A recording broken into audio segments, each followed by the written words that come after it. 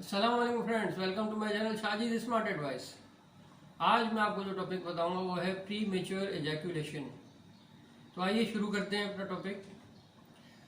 ये इसमें होता ये है कि जब पार्टनर्स जो आपस में सेक्स करते हैं तो उसमें सीमेन जो है वो इमिडिएटली जो है वो इजेक्ट हो जाता है और इससे जो है दूसरा पार्टनर जो है वो सेटिस्फाई भी नहीं होता है। उसमें ये होता है कि बहुत सी वजूहत होती हैं सॉरी, इसमें बहुत सी वजूहत होती हैं जिसके तहत जो है वो ये प्री मेच्योर एजैकुलेशन होता है।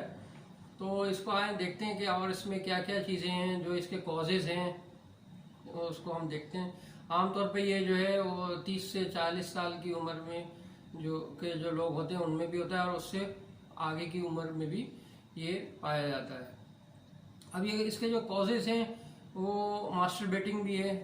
मास्टरबेटिंग की वजह से भी जो है ये जो है प्री मेच्योर एजैकुलेशन होती है कि जो वीकनेसेस रह जाती हैं।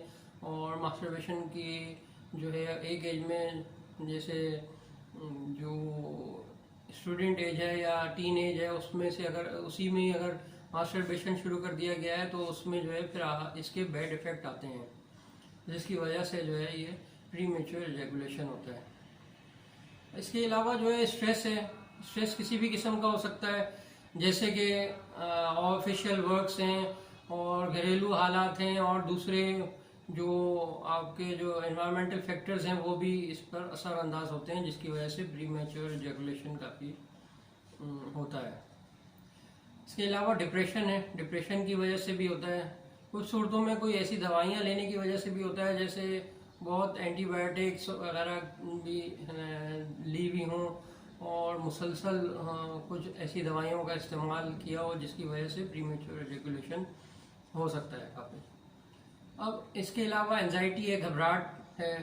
एंजाइटी में कुछ काफ़ी लोग जो है उनको एंजाइटी हो जाती है, तो उस सूरत में भी ये प्री मेच्योर एजैकुलेशन होती है। अब जो इसका पैथोलॉजिकल है सिम्टम्स, उसमें है हार्मोनल डिस्टर्बेंसेस हैं।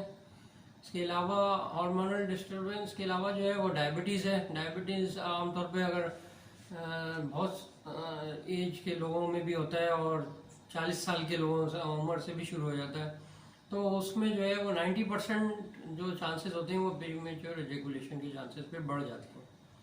इसके अलावा जो है वो थायराइड भी है। थायराइड में की सूरत में भी जो है वो प्री मेच्योर एजैकुलेशन के काफ़ी चांसेस होते हैं। तो इसमें ये जो है उसके लिए भी दवाइयाँ ली जाएं और उसके इफ़ेक्ट्स को ताकि जो है वो पूरी तरह से क्योर किया जा सके। जो जो सिम्टम है जो पेशेंट के हैं उसी के मुताबिक जो है वो दवाइयाँ ली जाएं, तो उसको आप आराम से क्योर कर सकते हैं। अब इनमें जो मेडिसिन इस्तेमाल होती हैं उसमें है न्यूफार ल्यूटियम है क्यू में। इसको जो है 10 ड्रॉप्स जो है दिन में 3 मरतबा लिया जा सकता है। इसमें अगर नो सेक्सुअल डिज़ायर हो और पेशेंट को कोई सेक्सुअल डिज़ायर नहीं है और जब वो सेक्स की तरफ जाने की वो करता है, तो उसको प्री मेच्योर एजैकुलेशन हो जाती है।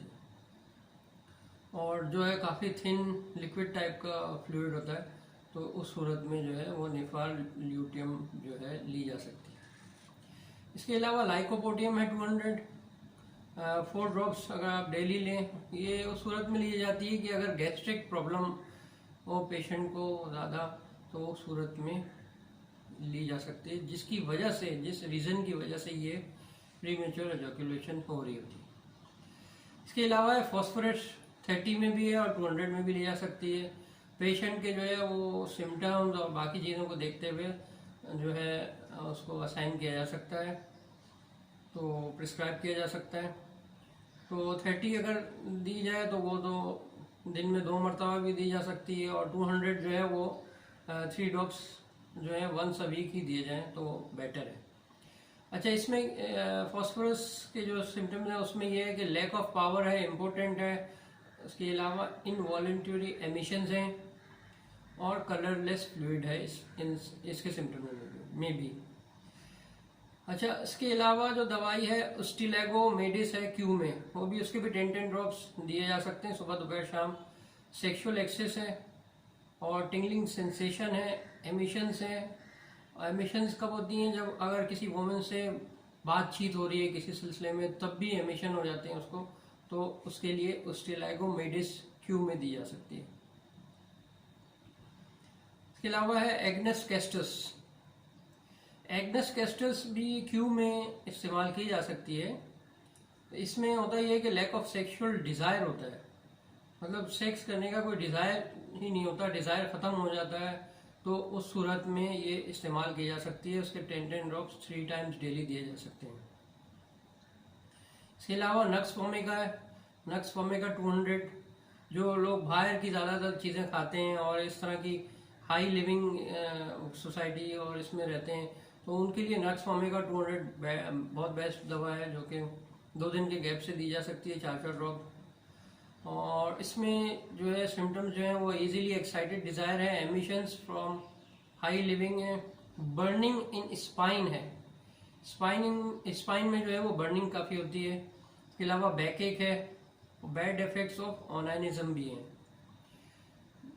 जिन लोगों को ऑनानिज्म के बैड इफेक्ट्स होते हैं उसके लिए भी ये दवा काफ़ी मुफीद है। इसके अलावा है स्टेफिसेग्रिया 200। अब स्टेफिसेग्रिया जो है वो स्पेशली जो है वो आफ्टर सेल्फ एब्यूज़ जो है उसके बाद दी जा सकती है, और सेमिनल एमिशंस के लिए भी काफ़ी मुफीद है। उसके अलावा स्पर्माटोरिया के लिए भी काफ़ी मुफीद है। इसको भी आप 1 दिन के गैप से 4 ड्रॉप्स दे सकते हैं। इसके अलावा जो दवा है वो टेस्टिस 3X है, टेस्टिस सिकाटी है। ये जो है 3X जो है वो दिन में 3 बार 1 गोली दी जा सकती है। इसमें जो है infertility, testicle problems, sexual weakness, इसके अलावा प्रीमेच्योर एजैकुलेशन जो है वो कंट्रोल की जा सकती है। और ये जो है ये बहुत ही काफ़ी अच्छी दवा है जो कि इस्तेमाल की जाती है, और ये स्पर्म काउंट को भी काफ़ी बढ़ाती है। काफ़ी मुफीद दवाइयों में से है, इसका इस्तेमाल इन चीज़ों के लिए इनमें काफ़ी होता है। जिस तरह के एग्नेस भी बताई मैंने आपको, एग्नेस कैस्टस है, स्टिलेगो है, वो भी काफ़ी इस्तेमाल होती है। इसके अलावा टाइटेनियम 3X है, ये इम्पेयर्ड विजन है, और उसके अलावा सेक्सुअल वीकनेस है, और जो प्रीमेच्योर एजैकुलेशन में बहुत ये मुफीद दवा साबित होती है ये भी। इसके अलावा सल्फर 30 है, पावरलेस और अर्ली इजैकुलेशन के लिए है सल्फर 30। तो ये जो मैंने आपको चंद दवाइयाँ बताई हैं, 8-10 दवाइयाँ, तो ये काफ़ी मुफीद दवाइयाँ हैं प्रीमेच्योर एजैकुलेशन को कंट्रोल करने के लिए और उसको क्योर करने के लिए, ताकि पेशेंट जो है वो सेहतयाब रहे और